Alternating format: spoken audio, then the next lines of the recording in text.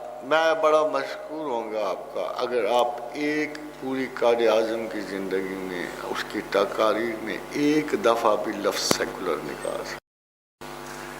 This is a very open challenge to you all.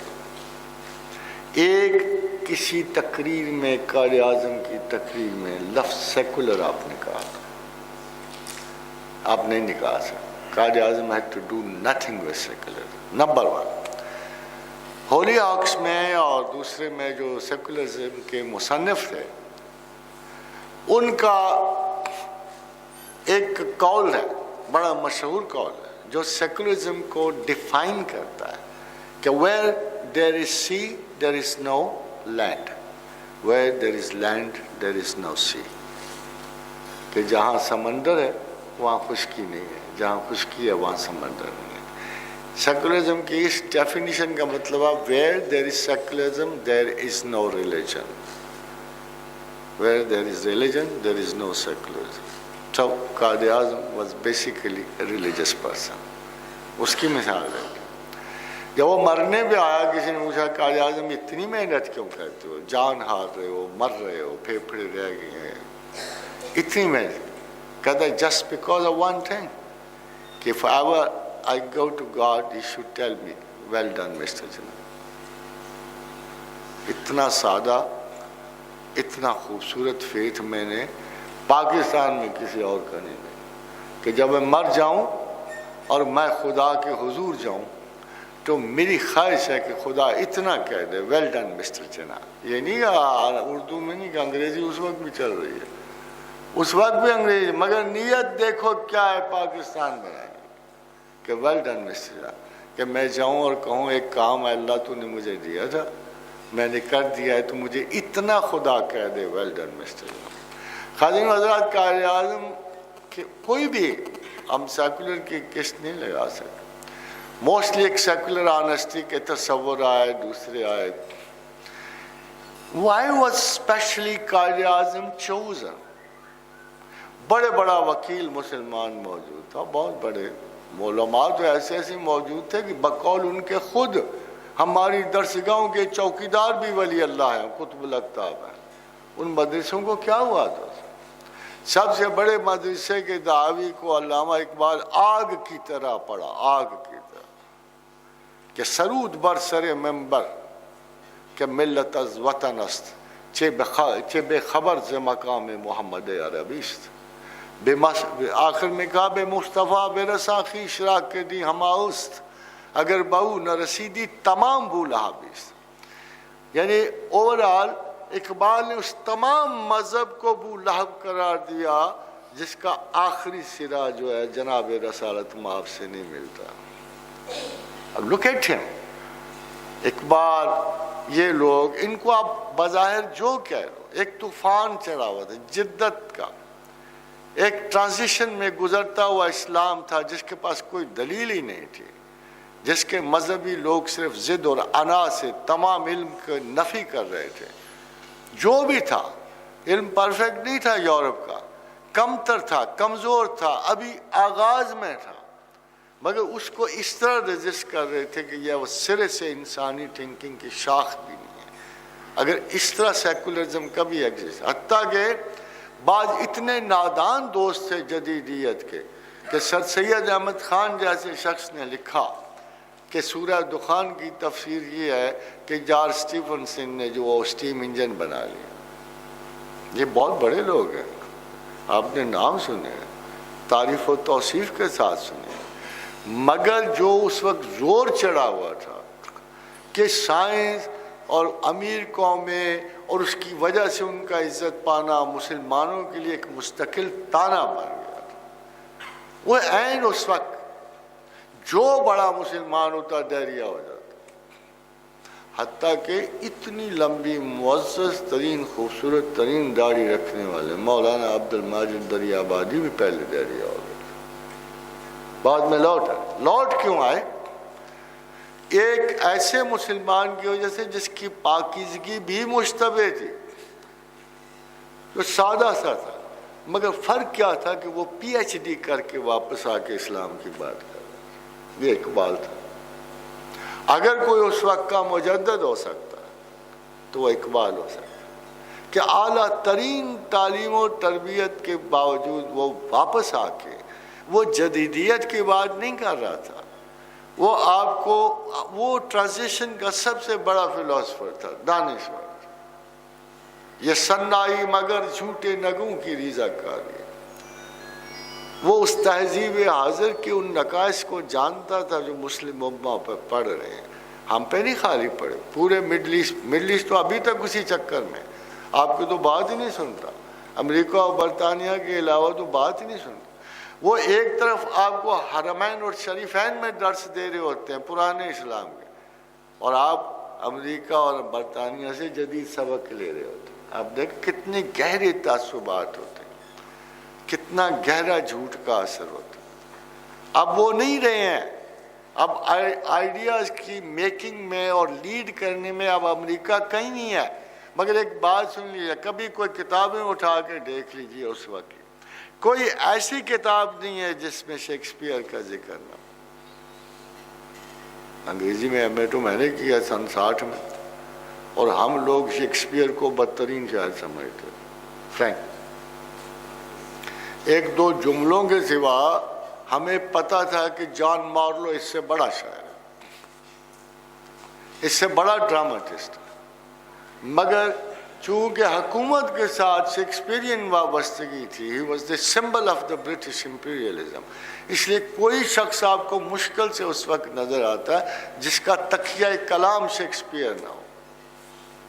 As far as language is concerned، خواتین و حضرات، آپ کو یہ پتا ہونا چاہیے کہ 200 سال میں لینگویجز کتنی بدلتی ہیں.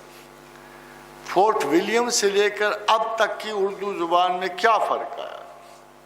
پیا باج پیالہ پیا جائے نا، پیا باج یکتل جیا جائے نا. قطب شاہ ولی دکنی کا شعر ہے جو پہلا شاعر ہے اردو کا، کہ پیا باج پیالہ پیا جائے نا، پیا باج یکتل جیا جائے نا. اور ولی دکنی جو سب سے خوبصورت شعر لکھا، شب وصلت میں دل بر سوں ولی جی بات کہوے ہیں.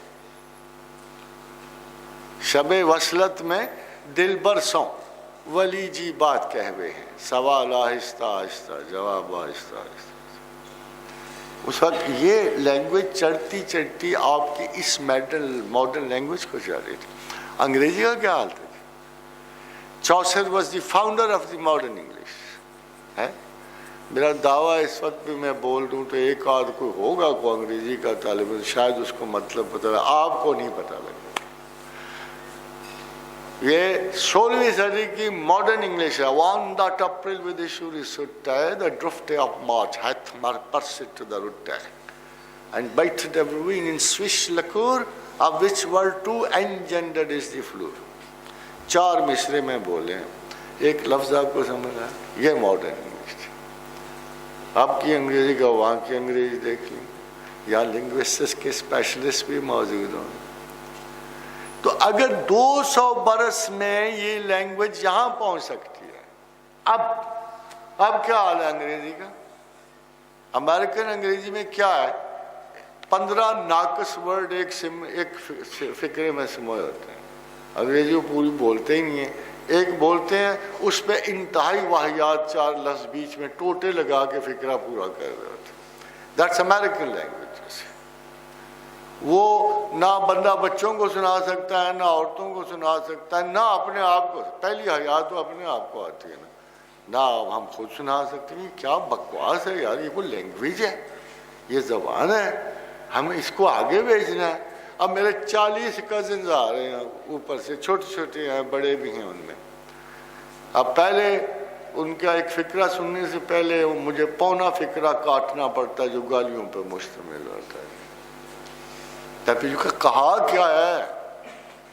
بہت ہوتا ہی تو ہم ان کو الو کا بٹھا کہہ رہے ہیں، جاہل کہہ رہے ہیں. اب وہ لفظ تو نہیں نا بولے جاتے جو ہم انگریزی زبان کے روزمرہ محاورے میں شامل ہیں. سو نیچرلی جب انسان اب قرآن شریف کو دیکھو، عجیب و غریب ہی کتاب ہے. 1500 برس پہلے بھی بسم اللہ الرحمن الرحیم تھا، آج بھی بسم اللہ الرحمن الرحیم. کل بھی اسے لوگ آسانی سے سمجھ، آج بھی لوگ آسانی. تو کلاسیک جو ہر زمانے کا کلاسیک ہوتا ہے، مجھے سوال نہیں آتا پاکستان کے اسلامی اور ہاں جی، تو پاکستان کی بات یہ کہ دیکھو یار، ایک تعصب کی بات یہ ہے، یہ خدا کا قانون ہے۔ اللہ نے کہا کہ ہر 100 برس میں تمہیں ایک بڑا بندہ دے دوں گا دین کے لحاظ سے۔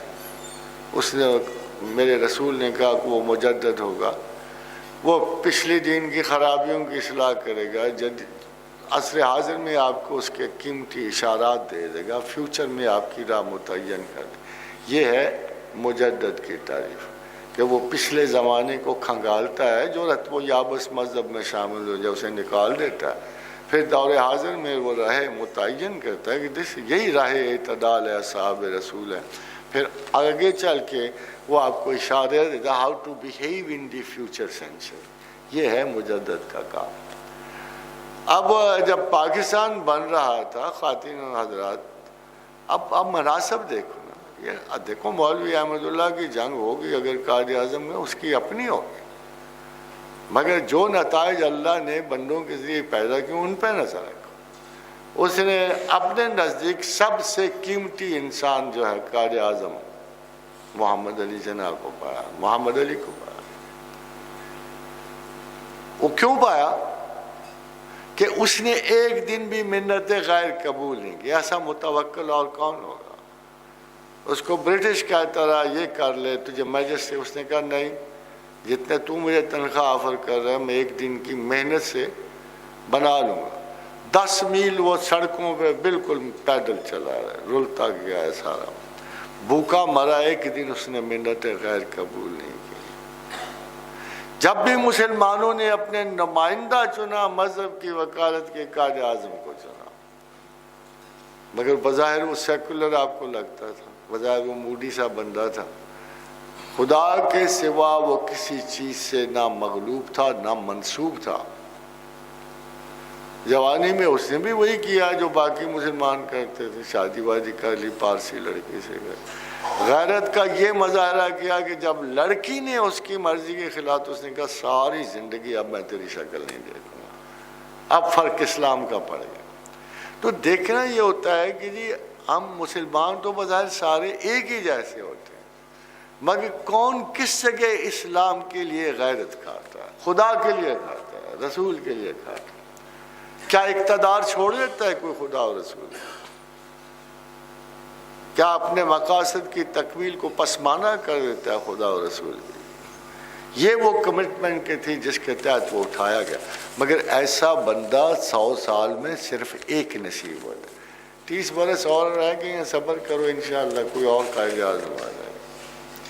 ان 100 سالوں میں نہیں آ سکتا، یہ اصول ہے، یہ میں آپ کو بتا دوں، یہ پوئٹری میں اصول ہے، پالیٹکس میں اصول ہے، پاور میں اصول ہے۔ اس طرح نہیں لوگ پیدا ہو جاتے ہر دوسرے دن تمہیں نعم البدل مل جائے کسی بڑے آدمی کا، ایسے نہیں ہوتا، آرزو کرنی پڑتی ہے۔ اس حضرت علی کرم اللہ وجہہ سے کسی نے پوچھا کہ مہدی کب آئیں گے؟